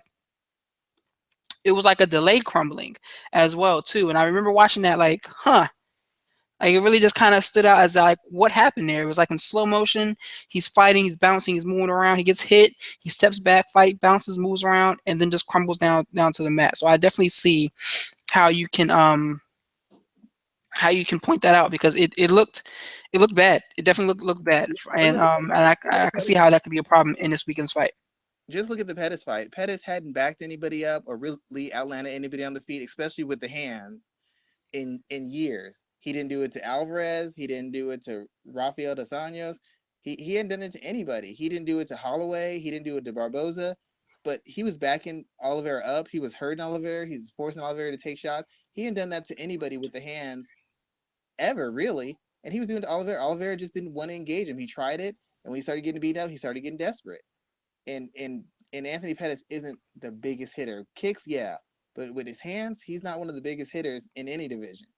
And Oliveira was scared to engage, just like he was scared to engage with Max Holloway as well.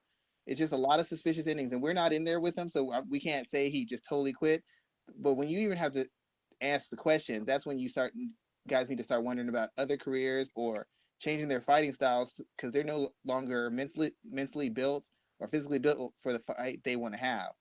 You know, if he's no longer willing to take that punishment, that means he can't take advantage of those scrambles and because those scrambles are submissions. Excuse me, sorry. Go ahead. Those Thank you. Those attempts at submissions and hidden switches and reverses. If you miss them or you don't get them clean, those open you up to punishment on the ground. Those open to you punishment when you're getting back to your feet. So if he can no longer take it or he no longer wants to take it, the best segment of his game becomes less effective now because he knows that the people know that if they can get out of this spot, he can't handle whatever they're going to put back on him. So even his area of strength is now an area of weakness. If you can put some pressure on him or put some damage on the feet. Mm-hmm. So let's see. There's a couple other bouts I wanted to talk about too. Talk to me about this women's fight, man. I was just doing a little bit of research on it. The fight between Cynthia Calvillo and Pearl Gonzalez. Talk to me about this fight. Gonzalez is making her UFC debut, and Calvillo, if however you say her name, is a Team Alpha Male fighter, 4-0. I think this is their second fight in the UFC. I was just catching up with them both on Instagram, and they fit the mold. They're both beautiful women, and they're getting in there to fight at 115 pounds. Talk to me about this fight, and talk to me about the talent and skill level of these two women, because they're both relatively new. 11 fights combined between them. So, what is it about these two that stands out, and what do you expect to see? It's hard to really gauge their skill level because I mean, Cindy she beat Bobby Cooper, I think that's her name, and Cooper just made a really bad mistake trying to engage with her with the kicks. I mean, that was just, you don't engage a better grappler when you're not great at kicking and you don't set it up right. That was just she got out grappled, and we knew that was going to happen. Her grappling's been a hole in her game, especially when you're in a scramble with a team alpha male fighter.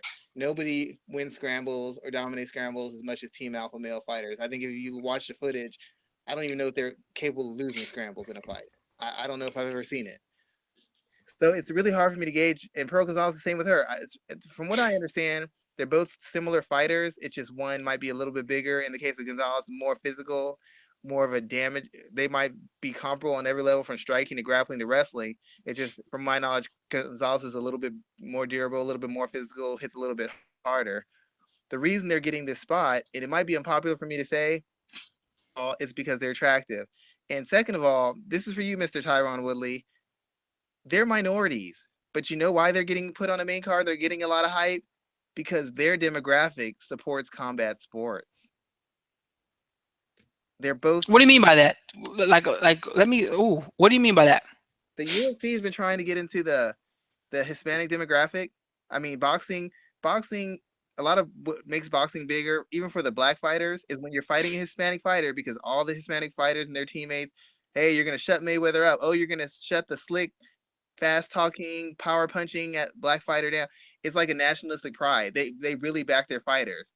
If you got the respect of the fans, you're good. You instantly get ratings. You instantly get pay-per-view buys. The biggest star in boxing right now is Saul Canelo. He's the biggest one. Tall. The next biggest star is another Hispanic fighter, Julio Cesar Chavez Jr. And who? Julio Cesar Chavez Jr. has not fought for years. He's the biggest star. It's the biggest stars, isn't it? No, that's not true. You got guys like Triple G that are bigger stars than him. They're bigger stars, but when you look at their pay-per-views, his pay-per-views, Chavez's last pay-per-view did better numbers than Golovkin's both his pay-per-views. He just did. It's just a fact. Him versus Martinez was bigger than anything they had. Him versus Canelo will be 10 times bigger than anything Golovkin's had. It's just a fact. And Golovkin's at the top of his game, and he's not getting big pay-per-views, or he's getting big ratings. Chavez isn't at the top of his game, and I guarantee you he will sell more pay-per-views than Golovkin because they back their fans. The UFC was trying to do that with Mexico with Kane. They're trying to do a Yair Rodriguez. They know if they can get somebody who can generate interest in this fan base will support. They will travel. They will put all their money in. They will do all the things necessary to get those people star opportunities, title opportunities, big fight opportunities. They've been trying to do this for years. Everybody knows it. UFC's admitted it. Everybody knows it. Tito Ortiz could never do it. Cain Velasquez couldn't do it. These people, they're not on the main card just because they're sterling records. Neither one of them have done anything in the UFC. How are they getting a main card fight? So I'm gonna argue about that now. One thing you are so let's look at the pay-per-view buys number first. So yeah, you're right. Golovkin Jacobs did 170 at most. That's what I'm seeing so far when it comes to pay-per-view buys. Alvarez, excuse me, did more than 1 million. So you're right when it comes to that aspect there. I'm going to push back on you when it comes to these two women stepping into the cage. Is their demographic Hispanic, the Hispanic audience, or 18 to 35-year-old men? Because I think that their audience is more 18 to 35-year-old men than it is his Hispanic marketplace. I can see that to a degree, but the fact of the matter is, if they get their demographic, which they get that whole demographic where those people get behind them and they start, you get them training and you get that centers built up and you get that real big fan base for them, it'll match anything else because they won't just be invested in them as attractive girls or a sideshow. They will be like, these are our fighters. We support them. We're going to go wherever they're going to go. That's an extra 5-10% kick in ratings. That's an extra 10, 15,000. That's 2,000, 5,000, 10,000 extra people. People just don't understand how rabid those fans are about people they get behind. And it's like, I've said this before. I said this with Tyron Woodley. Kevin Lee was interviewed, and he said the same thing. The African American market has not been broken into. They haven't gotten a guy who generates enough interest to make it worth their time. But the Mexican American market has already proven to get them some kind of rating. They went to Mexico, they sold out. And I guarantee you a lot of people in there were Mexican. Sorry, just a fact. They haven't gone to a mostly black area and just had like 50% of our fans, or like where it's noticeable enough where they're like, hey, this is something we have to focus on. I'm not saying these girls can't fight. I'm not saying they didn't earn their spot. But when have you seen a girl with her second fight with no real big wins, like huge wins over a name person on a main card, even though somebody fell out?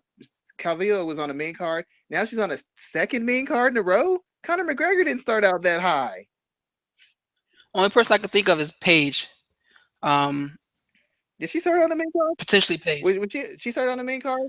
She did. I feel like she did because you remember they tried to get her. I think she fought Kaylee Curran on a fight pass or an undercard.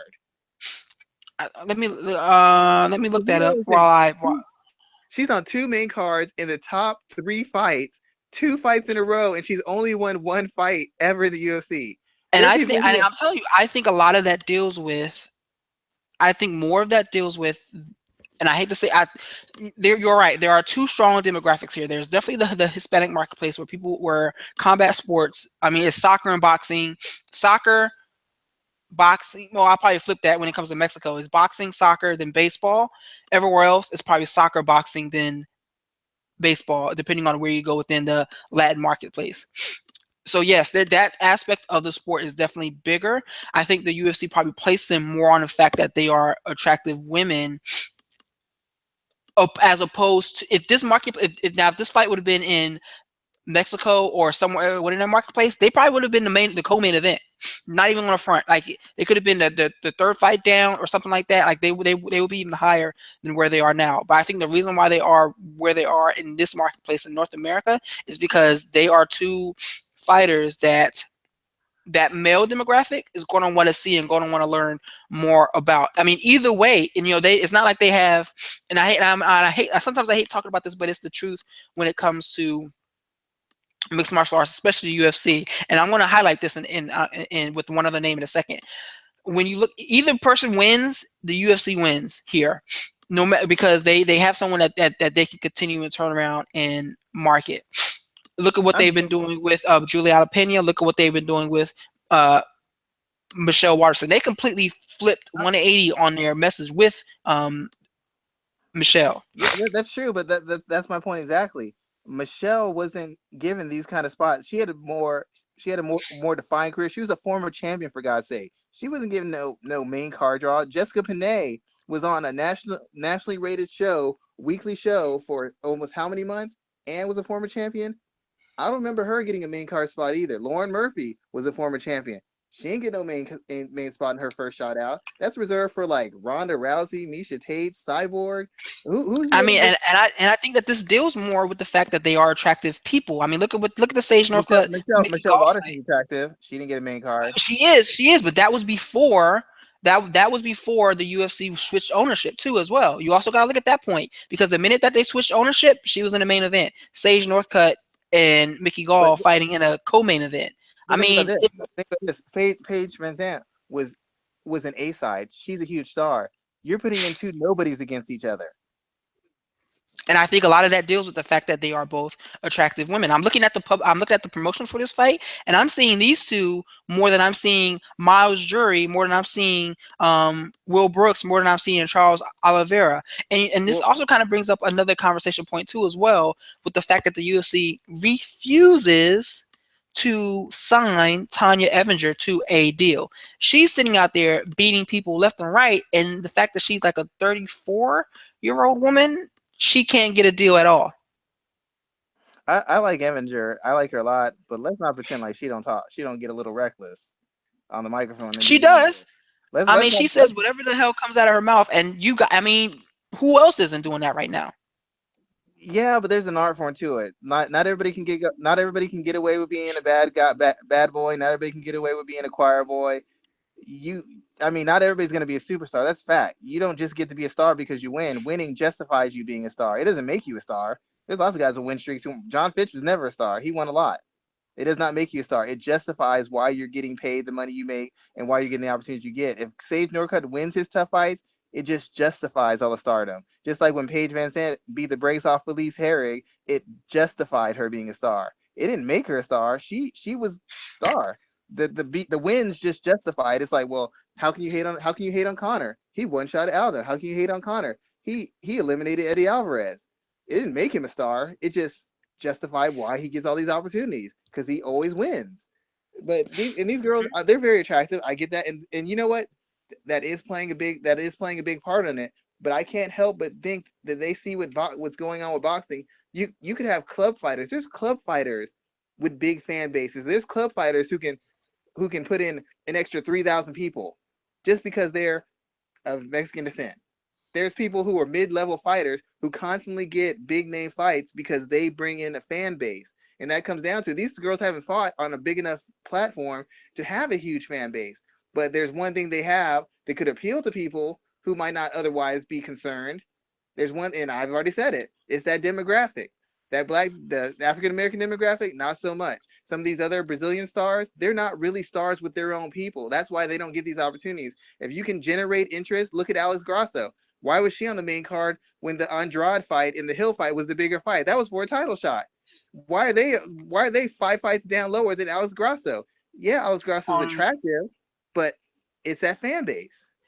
Man, I don't know, dude. I don't know. I'd argue with you on that. I think that they're right now with what the organization is trying to do, and what you see them trying to do with some of their fights and the way these fights are scheduled, the way the fights are promoted. I think that they're more interested in people who look who fit a certain physical mode before racial demographics. Well, the look is important, but no offense, if you have a really good looking black chick and the African American fan base isn't really buying into it, but you have these two really attractive Hispanic women, and you know that their fan base is rabid for combat sports, which person is more of a risk for you to invest in? Which person? Man, see, ooh, this is so difficult. This is so difficult because UFC won't even hire a black ring girl. They had one. They fired her. They fired her for posing nude and then let Ariane and Brittany pose in Playboy. Hey, I understand your point correctly. I'm not even arguing that point, but I have to actually look at the facts. I mean, look at how long Floyd Mayweather had to go and who he had to fight before he got to sell stuff. Canelo's record hasn't been against the killers. He hasn't had as accomplished as Mayweather, but he's been a bigger star for longer. Mayweather wanted him. Mayweather, the biggest star in boxing, wanted Canelo because of his fan base. He wanted Ricky Hatton because Ricky Hatton had that European fan base that will travel, that will spend their money. He doesn't ask for a lot of other black fighters because they ain't traveling to see him fight Andre Berto. No one cares. Andre Ward fought. Ain't nobody care. The only reason they care was a bad decision. These girls come from a culture that is very big on combat sports, and if the UFC can ever get them to buy into MMA, they're good. They will make all their money back. If they can ever get them to buy into MMA and get a fighter who can win and keep winning and get to the top, they will be good. They will make all their money back. I guarantee you. Canelo. To be honest, man, he sold out the Alamodome 55,000 fighting somebody who wouldn't have gotten 10,000 versus anybody else because his fans went to support him. Him being attractive matters. Those girls being attractive matters too. But I can't help but think that they want that demographic and they want it bad. In WME, they know how they're trying to play the demographics. That 18 to 35 demographics is very important. But if you can get somebody who can touch on a cultural level, that changes a whole lot of things. There's people who don't regularly watch your show who are now signing in to watch it. For two people, they'll pay for the whole show to see two people. That's very powerful, and not many demographics are willing to sign in and do stuff like that. I'm with you, man. I understand what you're saying, and the sad part about it is I'm starting to believe that the UFC will never tap into the African American market. I'm starting to lean that way because boxing is even losing that demographic. They're slowly but surely. I mean, who's going to take Floyd's place? They don't have too many guys. I mean, the guy they have, Broner, isn't actually as good a fighter, but Broner, as far as African American fighters, guys who get ratings, like he's had something of the highest ratings on cable fights ever because he draws Mm-hmm. attention. Most guys, they're like, well, I don't want to perpetuate the stereotype. Fine, get your shirt tucked in, put your tie on, speak a certain way. Don't play up for the cameras. Don't complain to me when you don't get paid. We showed you what gets you paid. If you don't want to play us that, do what you want. It's the same thing as saying, I just want to fight. I don't want to talk to sponsors. I don't want to talk to fans. I don't want to do podcasts. Fine. But when people don't come looking for you, when sponsors don't come looking for you, don't look at me because you know what it takes. You're not doing it. There's if you want to play a position, if you want to play the straight and narrow, that's fine. That means you can live a good life, you stay out of trouble, but maybe you don't have as much excitement as the person who plays on the edge. There's just certain things you can't argue with. And in those instances, this is a money business. They don't need the best fighters. This isn't like the NFL and all the legitimate sports. You can't skip things to put people in a Super Bowl. If that was the case, they would have put the Dallas Cowboys in the last 10 Super Bowls because they get the best ratings. You can't do that. You have to win. In the UFC, in the new UFC, they're gonna start managing and creating fights like boxing that create interest. Get me someone interesting. Get me someone who will sell. We paid $4 billion for this company. I want my money back. Find me someone who will sell. And if you can't sell, we're not fighting for you. We'll make you an offer. You don't like it? Hit the road. We'll find another fighter who is also not popular, who can fight as well as you can, and we'll bring him in for less money. But if you can't sell, you can't move units, or you're not in a position to create interest, we don't need you. We got enough fighters taking up space and not putting butts in seats and not improving our ratings. We don't need that. We can get anybody to do that. Definitely rock with you on that, man. This is a hell of a conversation. I appreciate it. I don't know. I just think that these two women are where they are today because white males are going to be excited to watch them. Oh no, that I won't. I mean, Angela Hill says all the time, that there's that look thing matters. But I'm telling you, dude, if they ever get into that, if somehow these girls break into that and they are the first to start this, and you see the fan bases and you see people coming out, you're gonna be like, okay, man, you told me, and you got these two girls who are like got a couple wins in the UFC, and there's like 15,000 fans showing up at the weigh-in for two girls who've been in the UFC for less than a year and haven't beaten anybody worth a name. And it could very Yep. well get like that. Those groups tend to bring out a lot of people, and certain groups don't. I don't want to name any names, What else but from this card stands out for you, man? Like, there's a lot of there are a lot of other fights going on, man. Miles Jury's right now is listed as the opening bout. What else stands out I'm for not you? gonna be. The Caitlin Chukagian fight with the Irene Aldana. Aldana was the big signing for the UFC. Once again, she is of Hispanic descent, and they're once again trying to make that venture. Most of the big signings they made recently have to be in a certain demographic. She was one of those people who was supposed to be in that demographic, but she lost her fight to Leslie Smith. That's a big fight because once again, if she can get a win, that starts her ascent and kind of justifies the UFC in signing her. She's a good fighter, but she has an issue when people don't let her pressure them freely. Her chin's a little shaky. She applies a lot of pressure, a lot of volume. Chukagian, the thing that stands out about her is most girls in the UFC fight a certain way, especially that weight class, 35. They kind of brawl, they kind of throw power. She's one of the few girls you'll see actually using footwork, slips, feints, counters, and active jab. She's one of Mark Henry's students. So she brings a certain element to striking that we very rarely get to see. We see with Holly Holm a little bit. And really that's about it. A lot of the girls who strike in the division are real meat and potatoes and how they strike. And Chukagian comes from a fairly big camp. She's got some kind of she's a very attractive girl. She's a blonde, attractive girl, and she has a style that kind of stands out in a style full of wrestle boxer. She's more of a defensive wrestler, layered technical striker. So I think that's an important fight because the 35 division in women's division is very thin. You're starting to see a repeat of matchups, and they need somebody to take a step up and take a step forward so they can start establishing themselves as pushing some of these older names or less popular names to the back. That's what you want in a division. You want young guys coming up, young girls, young guys coming up who can compete and fill it out. And this is yet another opportunity for both girls to come out and show that they're ready to take that next step forward, and maybe they might be the future of the division. That's some good breakdown there, man. That's some good breakdown. I myself, I'm looking forward to seeing what Miles Jury looks like. Definitely, I already talked about the Oliveira Brooks fight. We talked about that. But I'm looking forward to seeing what Miles Jury looks like coming back. Didn't he kind of say he was retiring after his last loss, and then I guess he kind of changed his mind, or am I getting him confused with Jimmy Hedges? I thought it was, but I'm not sure. I don't dislike Miles Jury. Just something about him always has kind of rubbed me the wrong way. He's been one of those guys who kind of talks a lot better than he actually goes through. Like he's like, oh, this fight is so easy, and I just got everything over this guy. And I'm like, I've seen a fight, and I'm like, I did. I just never saw him as a guy who was just so much better than the guys he was beating, and so it's always kind of rubbed me the wrong way. Like I said, I don't root against him, but I just never thought he was what he advertised himself to be. Every time he seemed to step up to a certain level, he seemed to get pretty summarily defeated, and not with great effort either. Definitely get with you on that one there. Let's see, what else are we talking? Man, we had a pretty good show today, man. I don't even know if we really need to kind of jump into some other stuff. One thing I want to ask you about, man, as this continues to grow, this will be the last topic of the day. Mayweather McGregor. I am not talking about this fight, and I use that in air quotes, until there is a signed bout agreement. When do you think we should start talking about this fight? I mean, if you want to get casual listeners, you should always talk about it. People just, Oh Lord.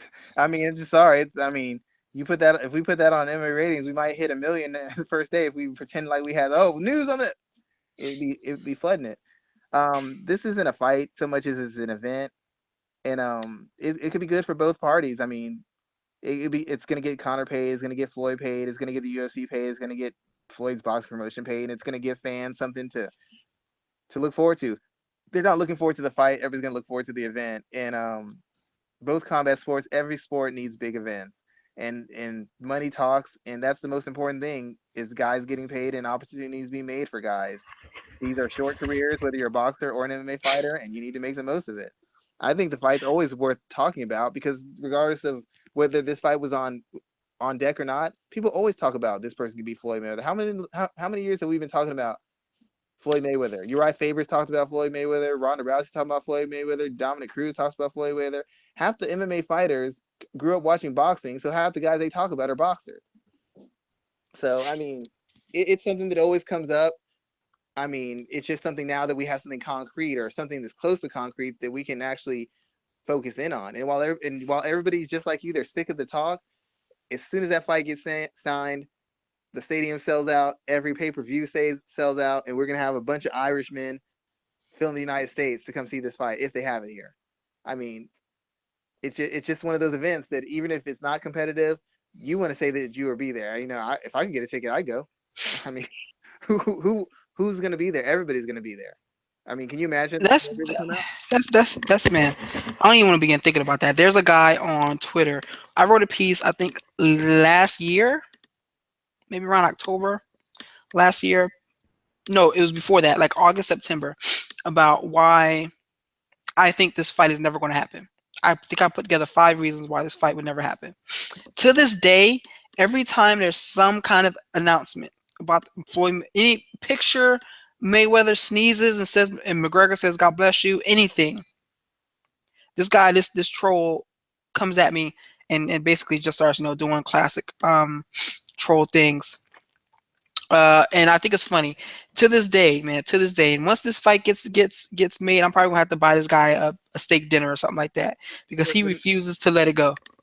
The only reason this fight has any chance of being made is because it has financial value. The UFC might back off because I've heard rumors that the UFC might get a percentage of the fight, and they're trying to make their money back. So if they can get some of that pay-per-view money, that'd be huge for them. And the only reason Floyd is actually entertaining it is because an MMA fighter challenged him to a boxing match, and he's an MMA fighter who generates a lot of interest in money. That's all is to it.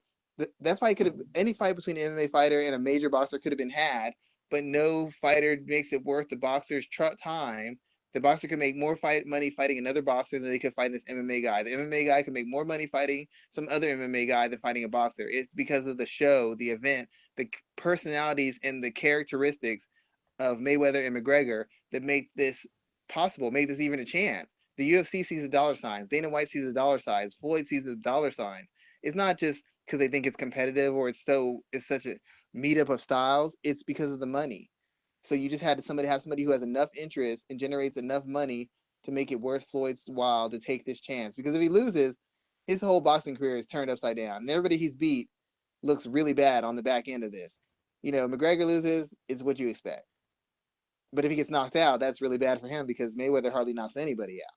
So there's some risk on both ends.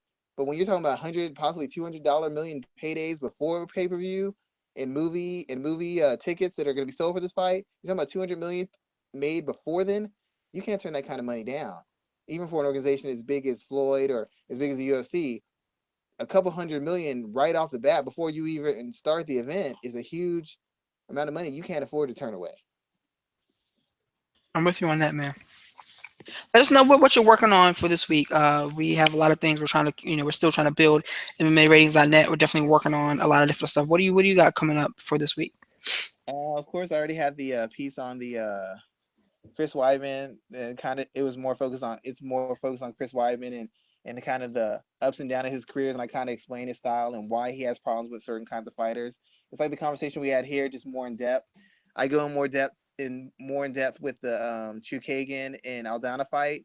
Kind of like, once again, I touch on some of the part when I have pieces. I kind of touch on them here, but I really go in depth about that should be coming out on Friday about why the fight's important, the value of the fight, and the value of the fight on a technical and strategical level as well. That's all I have for the UFC 210 though. Just those two pieces, because I'm a really big fan of the female fights. I do a lot of my it's about to get real, like 60-70% of them are female fights, because I don't think the female fighters get enough attention or breakdowns, or they're not brought to the forefront as much by the UFC or by other analysts and writers. So I try to take as many opportunities as I can to really familiarize guys with their techniques and what they're bringing to the table and why you should care about the person fighting. Definitely with you, man. I always appreciate your work on the site. I think you always do great stuff there, man. I myself, I have a piece coming out about Weidman and Mousasi, another piece on Brooks and Oliveira that's coming out. It should be on the sites later on this week. I just put together a piece on Fight to Win Pro. You always say I try to push competitive grappling, and I'm doing that again. Fight to Win Pro is this weekend in New Jersey. It features Tom DeBlas and Rico Rodriguez in the main event. Two former UFC and Bellator fighters headlining the bout. Gordon Ryan, Luke Barbosa, Kurt Pellegrino is competing, and a couple other MMA guys as well. So that should be a good grappling event for this weekend. I just did a piece. I'm doing frequent pieces. I just did a piece actually about Daniel Cormier and his not being a star. So you can definitely go check that out on Fansided. But as always, definitely come back and catch. I have a question for you real quick. What did you think about Dern getting submitted? Who? Mackenzie Dern. Oh, Dern getting submitted. Man, I'm about to go on a tangent on this. When I first started making the transition from grappling to jiu-jitsu, I have a friend that always used to say, he's a black belt. Ricardo, I made a black belt up in Jersey. He always used to say, and if you're in New Jersey, if you have children, you want them to go train, go to Pete McHugh's Brazilian Jiu-Jitsu. There's no other place in the world I would put my children to go if you want to go train. Just to put that out there, but that's neither here nor there.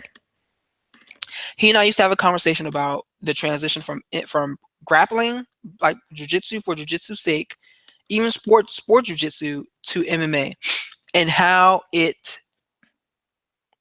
impacts your technique, how it impacts your game. And it has a negative impact because the various aspects of MMA don't transition to grappling. The inverse happens. The technique of jiu-jitsu transitions into MMA. Look at Damian Maia, but it does not work vice versa. That is why I'm not surprised. This is the second time Mackenzie Dern has lost since taking up MMA. The second time. And we see her losing in ways that are the ways that she would never lose before, which does not surprise me, but it speaks to the fact that, yes, she's always going to be one of the best women's grapplers in the world. She will always be within that area. But at the longer she trains MMA, the longer she gets ready for her, like the UFC has already signed her to a deal.